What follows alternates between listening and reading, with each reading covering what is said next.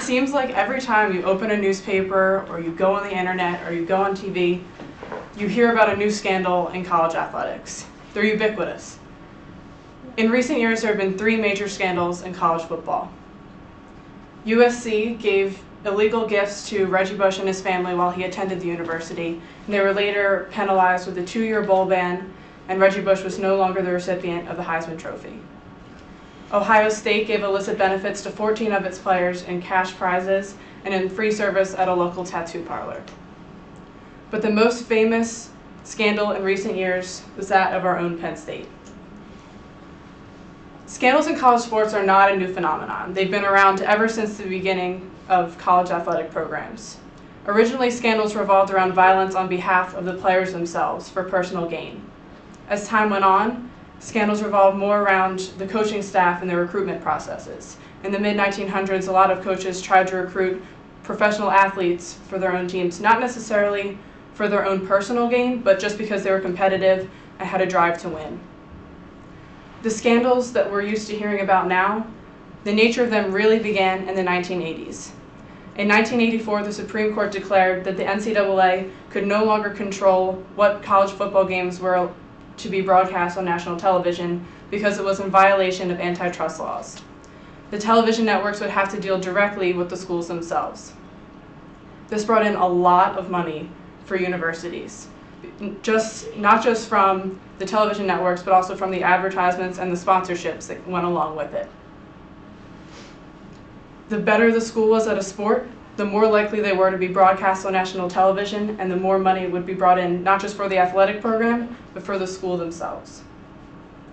Schools really started to place an emphasis on their athletic programs when they realized that college sports was going to become this multi-billion-dollar industry that it is today.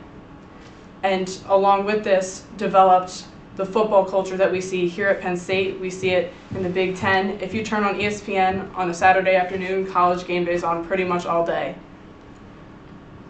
Coaches started to realize that because all this money was coming in, they would get a cut of the profits. And that's why there are coaches who make $1 million salaries every year. And a lot of them started to adopt this winning over everything mentality that is now the root of the college scandals that we hear about. They thought that the better players that they could recruit, the better their teams would be and the more money they would make for themselves. And that's what happened with the Ohio State and the USC scandals. They broke the rules of the recruitment processes to make their own teams better. Now, obviously, the Penn State scandal was of a much different nature. It was unprecedented. As you know, Jerry Sandusky sexually abused boys who came to a Penn State football camp, and Joe Paterno and other officials who were notified didn't respond as quickly or as effectively as they should have. Although it seems a lot different than the scandals at Ohio State and USC, the winning over everything mentality is still the root of this scandal. I read over the summer in the Philadelphia Inquirer that Joe Paterno was so focused on winning that he ignored everything else. He ignored every distraction, including this scandal.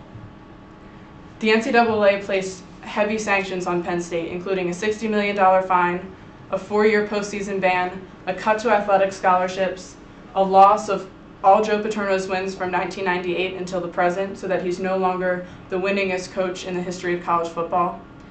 And current players could leave Penn State for the school of their choice without any restrictions. They could immediately start playing for their new school. When President Emmert of the NCAA gave these sanctions when he came on ESPN that one day, he emphasized the fact that a sport shouldn't become more important than a school. In the case of Penn State, a sport shouldn't be more important than the safety of the kids who step foot on this campus. He said that athletic programs are supposed to be part of the learning experience. They're supposed to run in accordance with the academic and moral and values of a school.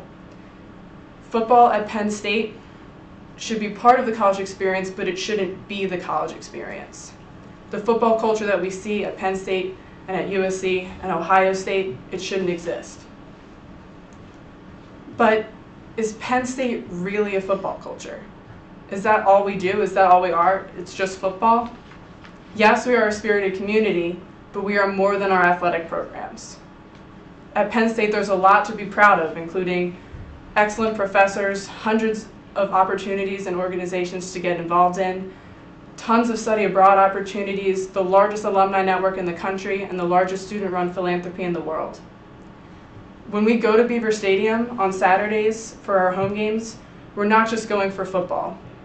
We gather in that stadium with over 100,000 other people, whether they're current students or alumni or little kids who dream of coming here one day.